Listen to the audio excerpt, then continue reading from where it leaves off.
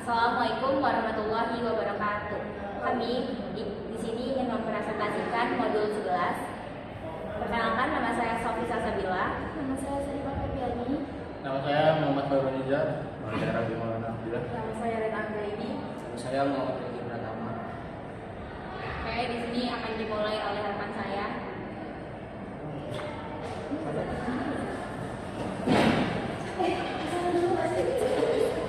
Baik, yang pertama ada modul 11.3.1 yaitu Public and Private IPv4 Address. IP public unik secara global dan bisa langsung terhubung ke internet. Kemudian ada IP private hanya untuk jaringan lokal dan tidak bisa diurutkan ke internet. Kemudian ada rentang IP private. Yang pertama ada 10.0.0/8. Kemudian ada 172.16.0.0/12. Kemudian ada 192.168.0.0/16. Kemudian ada modul 11.3.2 yaitu routing to the internet. IP private tidak bisa langsung dipakai untuk internetan. Solusinya menggunakan NAT atau Network Address Translation pada router. NAT berfungsi mengubah IP private lokal menjadi IP public saat data keluar dari internet. Kemudian ada modul 11.3.3 Activity Pass or Block IPv4 Address. Latihan interaktif untuk memahami penyaringan atau filtering paket data. Kemudian ada fokus pada menentukan IP mana yang boleh lewat atau harus diblokir oleh router. Dan modul selanjutnya modul 11.3.4 Special Use IPv4 Address. Loopback dengan IP 127.0.0.0/8 dipakai untuk menguji sistem internal kartu jaringan komputer sendiri. Ini ada link lokal dengan IP 169.254.0.0/16. IP otomatis yang muncul saat komputer gagal mendapatkan IP dari server DHCP. Kemudian ada modul 11.3.5 Legacy Classful Addressing. Sistem pembagian kelas IP lama sebelum adanya sistem CEDR atau subnetting modern. Kelas ABC dipakai untuk alamat host jaringan besar menengah kecil. Kelas D dipakai khusus untuk komunikasi multicast. Kelas E dicadangkan untuk eksperimen dan penelitian. Modul selanjutnya 11.3.6 Assignment of IP Address. Distribusi IP public dilakukan secara bertingkat, yaitu IANA, RIR atau regional, ISP penyedia internet, dan pengguna akhir. Selanjutnya 11.3.7 Activity Public or Private IPv4 Address. Latihan interaktif untuk menguji pemahaman teori. Kemudian ada berisi kuis untuk membedakan mana alamat IP yang termasuk dan mana yang private. Oke. Materi selanjutnya akan dilanjutkan oleh rekan saya.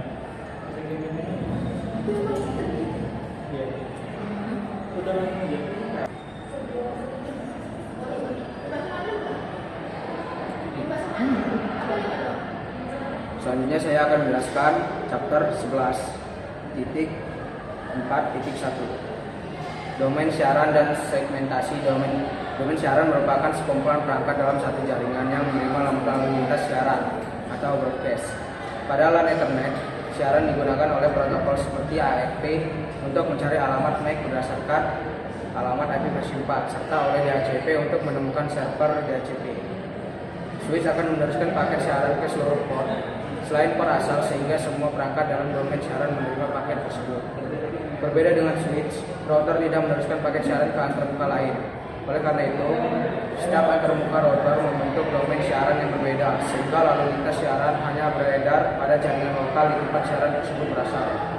11.4.2 Masalah dengan domain siaran yang besar. Domain siaran yang terlalu besar dapat menurunkan kinerja jaringan karena semakin banyak host yang terhubung, semakin banyak pula lalu lintas siaran yang dihasilkan.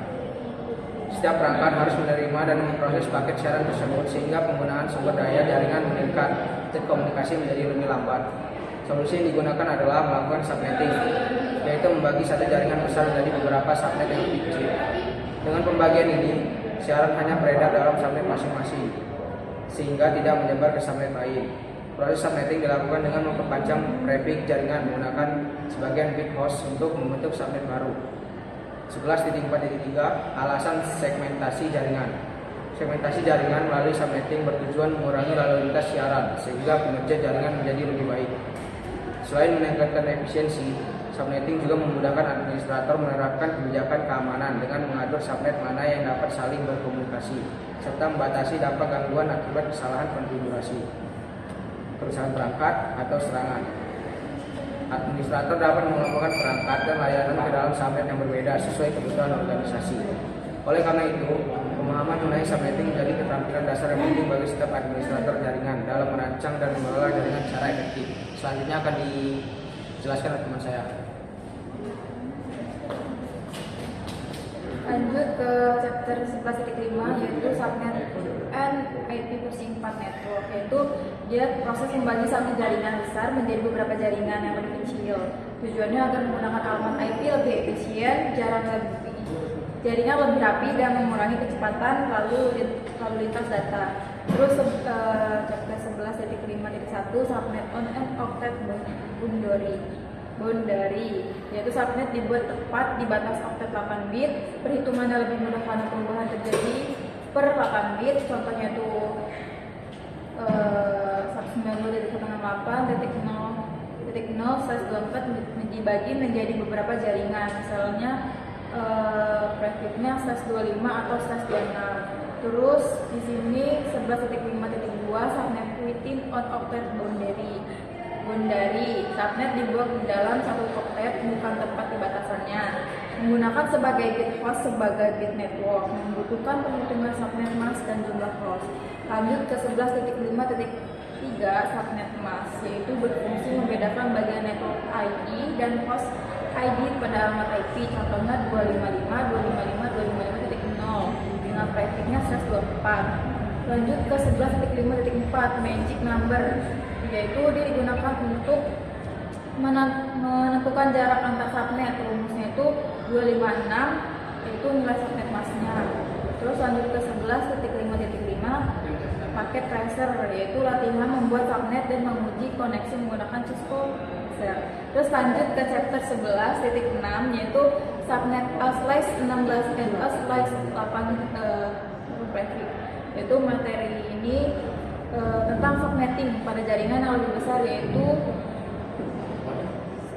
prefix 16 dan prefix 8. Terus lanjut ke 11.6.1 create subnet with prefix 16, membagi jaringan dengan prefix 16 menjadi beberapa subnet yang lebih kecil, contohnya 172.116.0.0 itu prefixnya 16. Terus ke chapter 11.6.2 create 100 number with prefix 16, menentukan jumlah bit yang dipinjam agar menghasilkan minimal 100 subnet.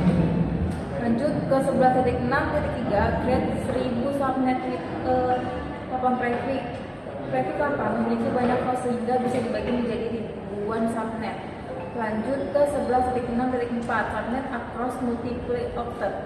Subnetting dilakukan pada lebih dari satu oktet sehingga perhitungannya lebih kompleks. Lanjut ke 11.6.5 calculate the subnet mask, yaitu menghitung subnet mask berdasarkan jumlah subnet atau jumlah host yang dibutuhkan.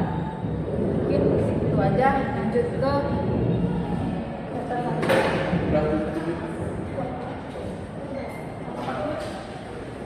Oke, selanjutnya saya akan menjelaskan materi mengenai desain efisiensi subnetting IPv4. Pertama, pada bagian subnet privat vs publik. Jaringan perusahaan terbagi menjadi dua, area intranet atau internal yang menggunakan IPv4 privat agar aman, dan area DNZ yang menggunakan IPv4 publik untuk layanan luar seperti web server. Kedua, untuk meminimalkan sisa host berlaku hubungan terbalik. Semakin banyak bit yang dipinjam untuk subnet, sisa alamat host akan semakin sedikit. Jumlah host bersih dihitung dengan rumus 2 pangkat N kurang 2 karena alamat network dan broadcast tidak bisa dipakai host. Ketiga, pada contoh efisiensi subnetting alokasi dari ISP seperti 172.16.0.0/22 memberikan kita 10 bit host atau 1.022 alamat. Sebagai materi tambahan, efisiensi ini ditingkatkan menggunakan VLSM yang memungkinkan kita memecah subnet menjadi ukuran berbeda sesuai kebutuhan real tiap divisi tanpa membuang IP. Terakhir, pada aktivitas penentuan bit, kita menentukan mesh berdasarkan kebutuhan host. Contohnya, jika butuh 250 host, kita menggunakan mesh /24 atau 254 host. Sedangkan untuk 25 host, kita cukup menggunakan mesh /27 atau 30 host agar menggunakan IP maksimal dan tidak membazir. Materi selanjutnya akan dijelaskan oleh teman saya. Oke, Rapi.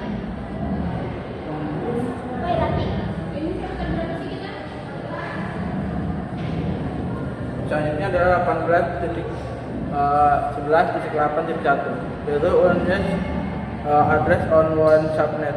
Pemborosan alokasi alamat IP pada jaringan WAN terjadi karena ketidakfleksibelan antara metode subnetting tradisional yang mengharuskan penggunaan satu subnet mask seragam di seluruh segmen. Akibat aturan kaku ini, sebuah subnet yang dialokasikan untuk tautan antar router WAN akan membuang 8 alamat IP secara sia-sia karena jalur tersebut sebenarnya hanya membutuhkan 2 alamat IP host.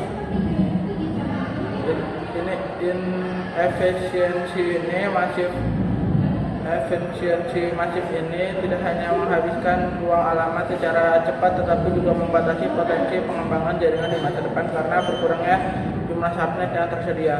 Selanjutnya 11.8.4 VLSM atau merupakan solusi modern yang memungkinkan pembagian ruang alamat jaringan menjadi beberapa subnet dengan ukuran bervariasi sesuai kebutuhan real setiap segmen host. Berbeda dengan metode tradisional yang menghasilkan ukuran seragam, VLSM memberikan fleksibilitas dengan mengubah panjang subnet mask melalui mekanisme peminjaman bit host yang dinamis. Prinsip dasar dari metode melakukan subnetting di dalam subnet demi menciptakan efisiensi penggunaan alamat IP yang optimal. Selanjutnya adalah basic subnetting scheme. Skema subnetting dasar merupakan tahapan awal pembagian secara rata sebelum konsep VLSM diterapkan pada koneksi antar router. Sebagai contoh nyata, jaringan induk 192.168.2.0/24 dibagi rata menjadi 8 subnet berukuran sama dengan kapasitas masing-masing 30 host atau prefix 27. 4 subnet pertama dialokasikan secara pas untuk jaringan lokal LAN, namun sisa subnet lainnya akan membuang banyak ruang alamat jika langsung dipasangkan pada antar router yang minim host. Untuk menghentikan pemborosan tersebut, skema dasar ini mengisolasi subnet terakhir, yaitu sebagai ruang alamat yang sengaja disisihkan untuk dipecah kembali ke ukuran yang lebih kecil. Selanjutnya adalah topologi address assignment. Pemberian alamat IPv4 pada topologi jaringan berbasis VLSM harus dilakukan secara sistematis untuk menjamin kelancaran komunikasi berdasarkan segmen antar segmen tanpa adanya pemborosan IP. Berdasarkan peraturan umum, pengalamatan alamat host pertama yang valid dari masing-masing subnet akan dilakukan konfigurasi pada antarmuka interface LAN milik router sebagai gerbang utama atau default gateway. Selanjutnya, perangkat komputer pengguna di dalam segmen tersebut akan diberikan alamat IP unik dari rentang sisa host yang tersedia di subnet yang sama. Sekian penjelasan saya tentang 11.8. Selanjutnya akan dijelaskan oleh teman saya. Oke, selanjutnya di 11.9 adalah struktur desain. Nah, jadi ini ada IPv4 network address planning. Nah, ini adalah merencanakan pembagian alamat IPv4 sebelum jaringan dibuat agar penggunaan IP efisien, tidak terjadi konflik dan mudah dikelola. Selanjutnya ada device address assignment, yaitu memberikan alamat IP ke setiap perangkat jaringan baik secara statik yaitu diatur manual atau cocok untuk router, server dan printer. Lalu ada DHCP yang diberikan otomatis, cocok untuk PC atau laptop pengguna. Nah, di sini ada VLSM Design and Implementation Practice, yaitu menerapkan VLSM di diskop paket tracer mulai dari membagi subnet, mengkonfigurasi IP pada perangkat hingga menguji koneksi menggunakan PIC. Jadi inti dari materi yang saya bacakan yaitu rencana pembagian IP, yaitu memberikan IP ke setiap perangkat dengan benar menggunakan VLSM agar alamat IP lebih hemat, lalu menguji koneksi untuk memastikan jaringan berfungsi dengan baik. Sekian dari materi yang saya dapat bacakan. Ya. Sekian presentasi dari kami. Saya minta maaf bila ada salah perkataan atau perbuatan. Saya akhiri, wassalamualaikum warahmatullahi wabarakatuh.